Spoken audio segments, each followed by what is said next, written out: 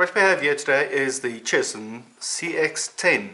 I've heard only good things about this little nanocopter, and I decided I'm going to try one. And I ordered one online, and I got a green one. And I'm going to go through it and see what it's like, and see if the rave reviews everyone else has about this is quite as merited as I hope they are. Okay, getting this thing out of the box is a little trickier than I anticipated, but let me just see how this packaging works. Okay, alright, it seems the whole thing just pulls down to the bottom. Alright, nice packaging, fairly strong, I would say. One side, nice little blue, nice little green controller. There, controller. And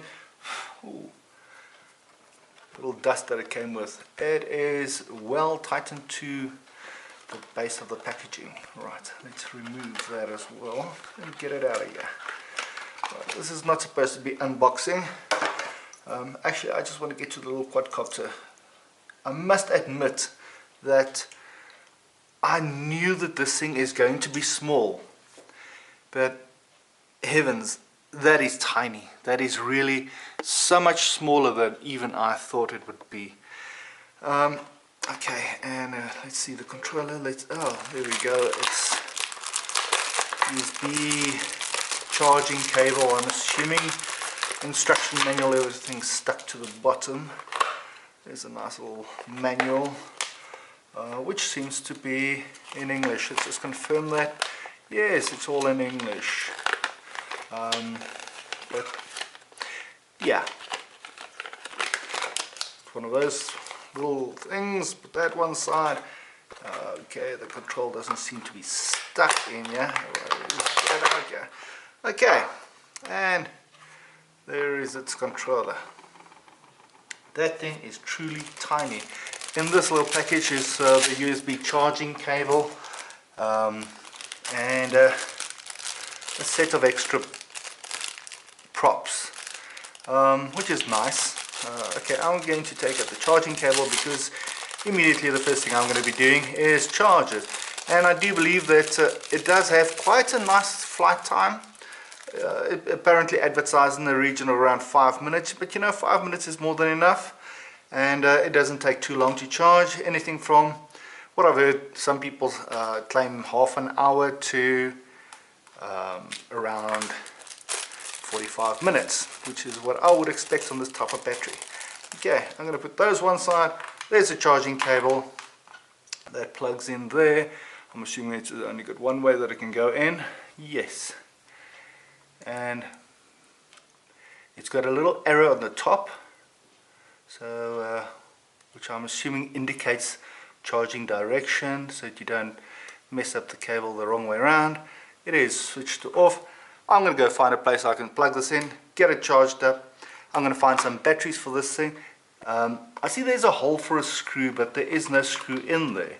I don't see a screw in the packaging anywhere, so I'm assuming it's an optional extra. I'm going to go find some AAA batteries to fit in there. That's what it takes, but for now, that is what it looks like, and I'll be back in a little while once it has been charged. Alright, and I'm back.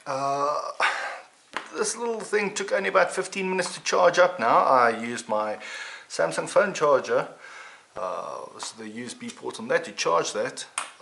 However, I must note that this charger does push out a few more amps than a standard USB port, so that might be a reason. I don't want to use that too often. If you use a PC port, you're probably only pushing about 0.5 amps. So it'll charge, take a little longer to charge, but it's probably a little healthier for the battery. Alright, one little note, there's a little red light inside this housing. So when it charges up, that little red light goes on, and according to the manual, that red light goes off when it is completely charged. Alright, so that said, let's see how this starts up. Now I have noted here is a tiny little switch which you switch for on off, and I'm just going to test that. There's little LEDs at the back, red and blue at the front.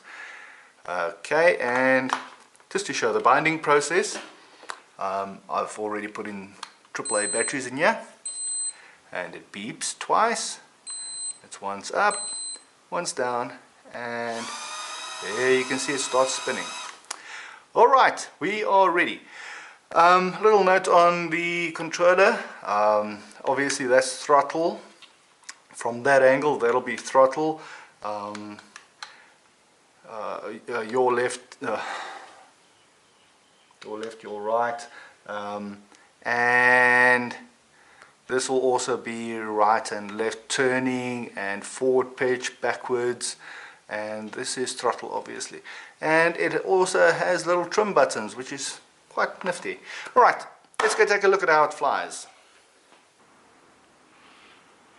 Right, today is a bit of a windy day, so I'm not going to risk flying outside. But since this is a nanocopter and it is designed for flight inside the house, I am going to do some demonstration inside the house. I'm here in my studio. I am a photographer, so I do also have a bit of a studio in which I can work. And let's take this up here. It's not a big space, but it's big enough, I believe, to do some testing. Let's see how she flies. Right, off, on, down,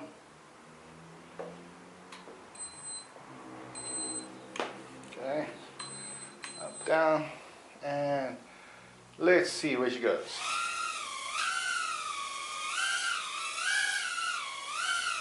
Okay, this can actually be quite a bit of fun. Fairly easy to control. I'm not an expert flyer yet, so I can pretty much only go forward and backward. But I am practicing, and that is one of the reasons I actually got this little quadcopter, because I want to practice my control of flight, get used to how controls work, etc. And yes, I must say, I think even your grandmother would be able to fly this thing. It is amazingly simple. I think she's pretty easy. And I'm going to have a lot of fun with this, I think. Let's try this flip again. Oh, I can see how this will be a lot of fun.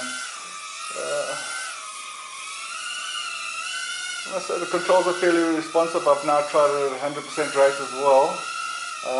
I'm not confident enough to really try and fly like some of the other guys I've seen do reviews fly, but I am enjoying this. Ooh, hit the roof actually.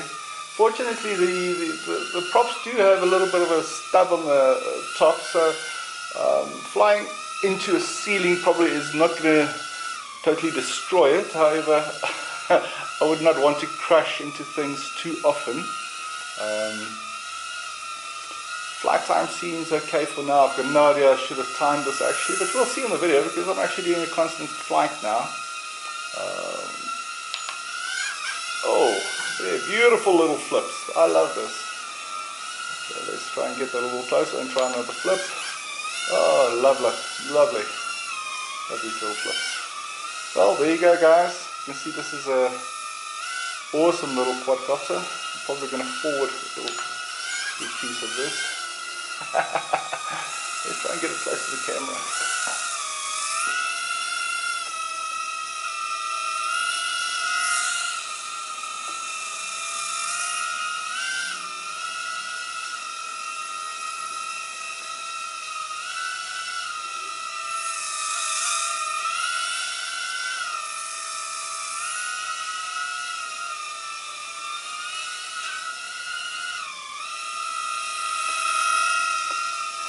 Lovely.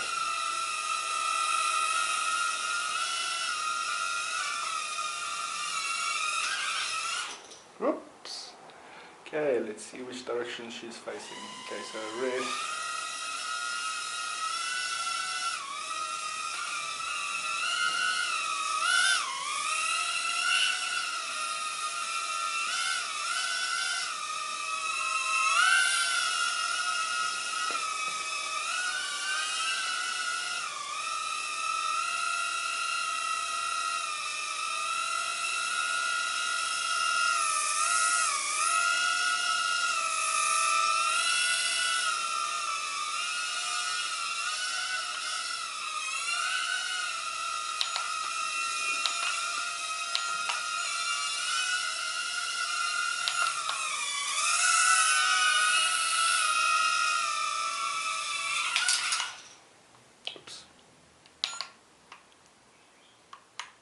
Okay, I don't know if that's the end of the fight or if it's just a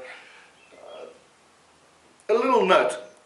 It does say in the manual that if the props do get jammed into something, that it will actually try and protect itself by disengaging power. Now, how true that is, I don't know, but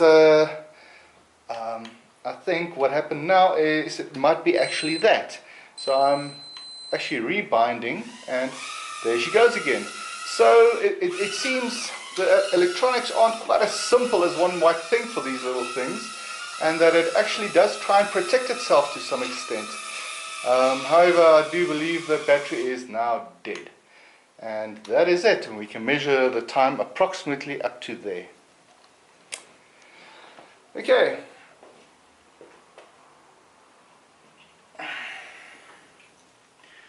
And that, just for thumbnail purposes, is the Cheerson CX-10. How's that for cool?